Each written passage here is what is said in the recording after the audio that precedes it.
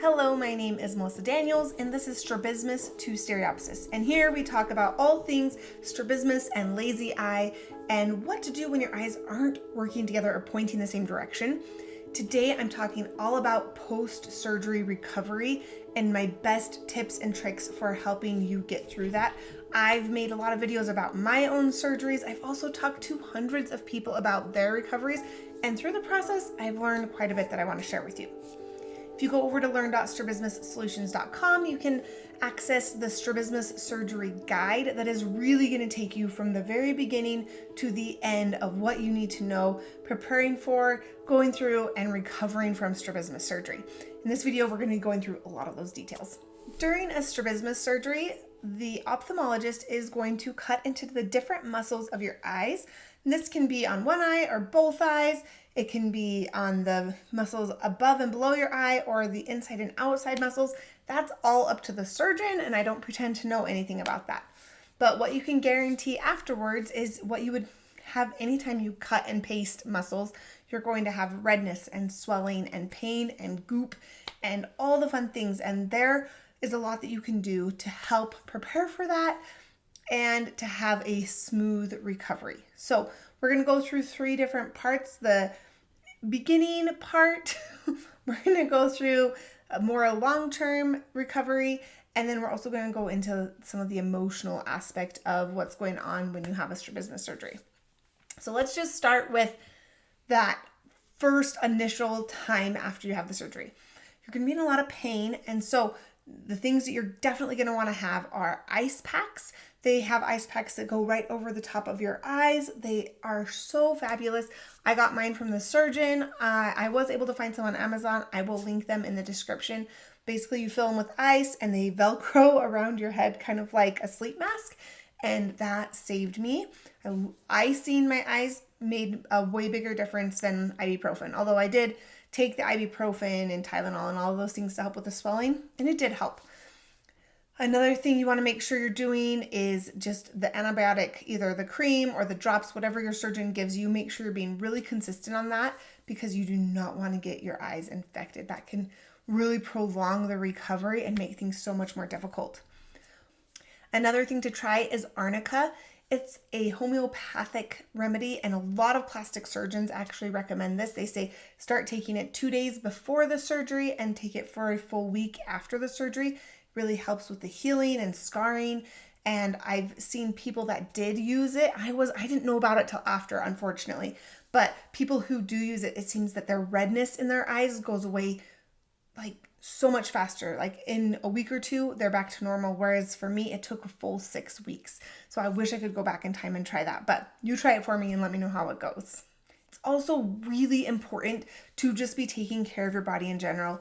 Eating super healthy is going to just give your body those antioxidants and the anti-inflammatory foods that are just going to help you heal. You can get the Eating for Stereopsis guide for free over at learn.strabismussolutions.com. That can go through some different foods that are really ideal for eye health in particular, but seriously, any leafy greens, eat kale, guys. That's just what you need is kale. Get tons of sleep, drink tons of water, avoid sugar and, packaged foods. Your body is just going through this healing process. So when we're talking about that physical healing, just give your body everything that you can give it, and that's going to make a huge difference. So all of those things would also help you if you had a knee surgery, right? Like you want to reduce inflammation and ice it and take all the medications your doctor tells you to take.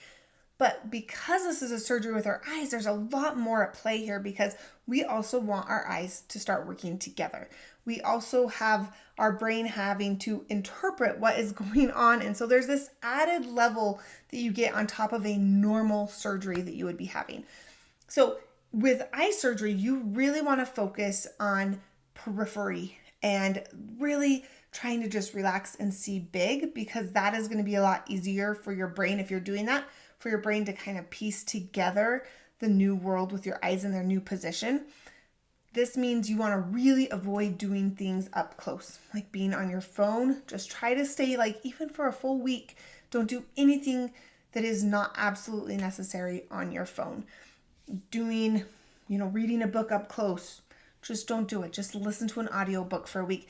and go for walks. Be aware of trees on your periphery as you're walking. Really try to just start working on your periphery. If you need a little bit more guidance on that, you can do the Mastering Peripheral course. It is going to give you a little bit more there's like 10 different exercises and different techniques that are going to help you recognize how to use your periphery, but that is going to be a big key in helping your brain adjust to the new eye position. So periphery is king. You don't want to do anything super close because that's just going to bring your eyes in. You want to be in a relaxed state as you are healing. So that's super important.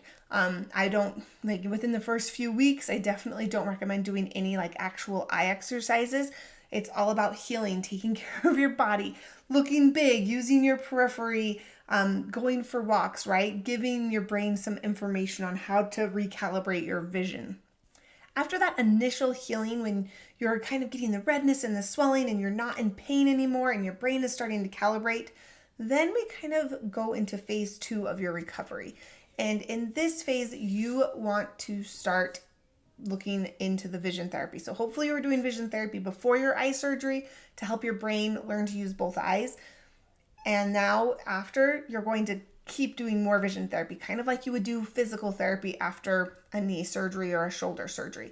It's really important for your brain to get that information on how to use the eyes together, because that's what's going to help with the eye position. A lot of times after surgery, maybe the eye was really far out. This is what happened to me. And then it went in after they overcorrected, and the vision therapy kind of helped me find that happy medium. And so the vision therapy is going to help lock in the actual cosmetic look, and usually through getting your brain to actually use the eyes together. So that is when usually vision therapy offices won't start having you come in until 6 weeks after the surgery to make sure those muscles are fully healed. But at that point, you're going to start doing some basic eye stretches, up and down, right and left, making sure that you are helping stretch out those muscles and reduce any scar tissue that you can, just to make sure you can get those muscles really flexible. Doing a lot of work with your periphery, like I was saying before, that's got to continue. And then you're going to start working on fusion, and especially peripheral fusion, which is when you're getting kind of both eyes working in your periphery. These are all different types of exercises you might do in vision therapy.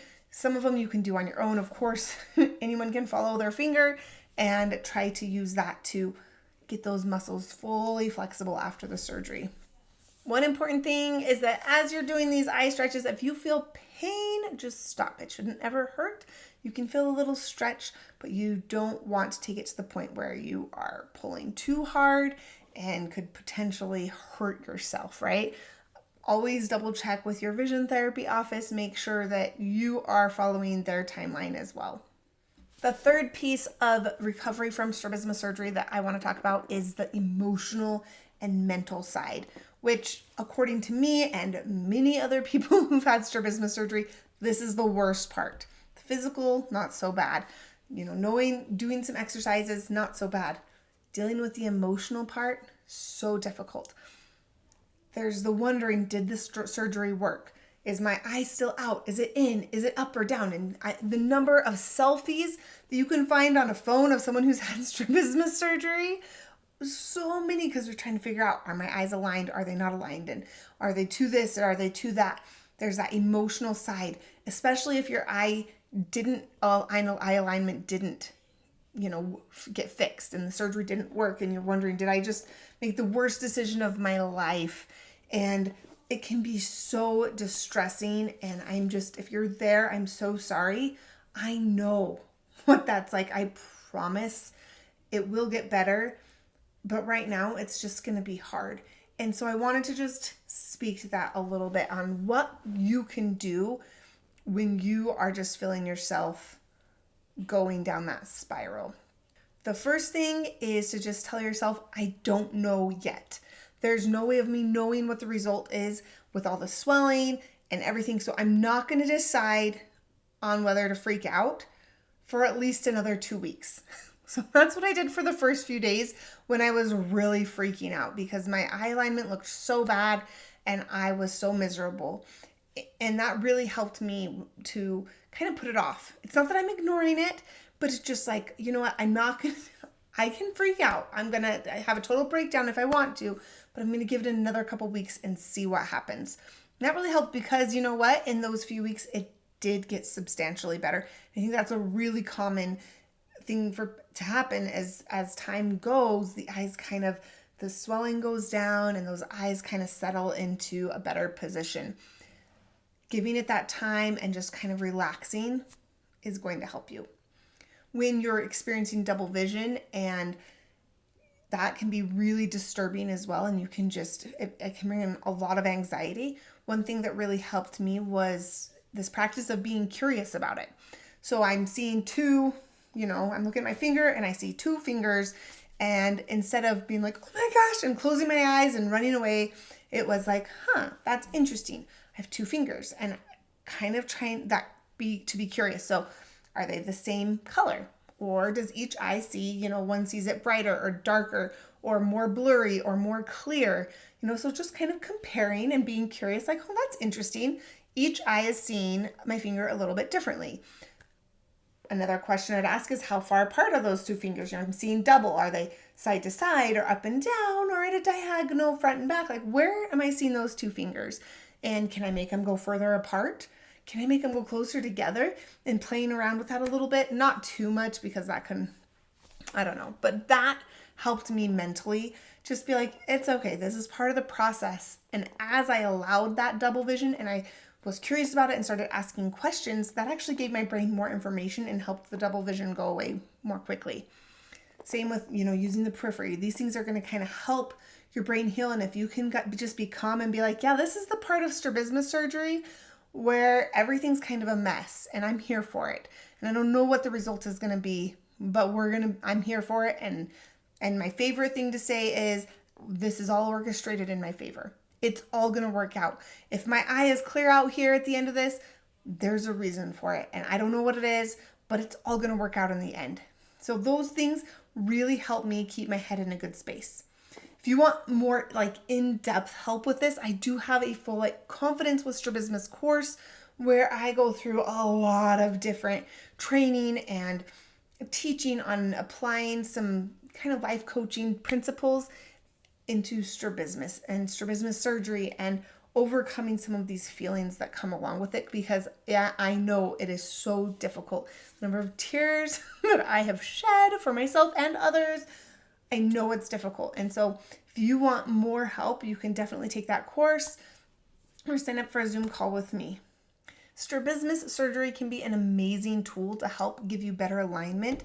Make sure that you are prepared for the recovery process, that you are mentally ready for whatever that surgery throws your way, that you are ready to give yourself the rest and the self-care that you need to eat healthy and get the rest you need so that you can have the most ideal recovery possible. If you have any questions, feel free to put them in the comments, or you can sign up for a Zoom call with me at learn.strabismussolutions.com. And we will see you in the next video.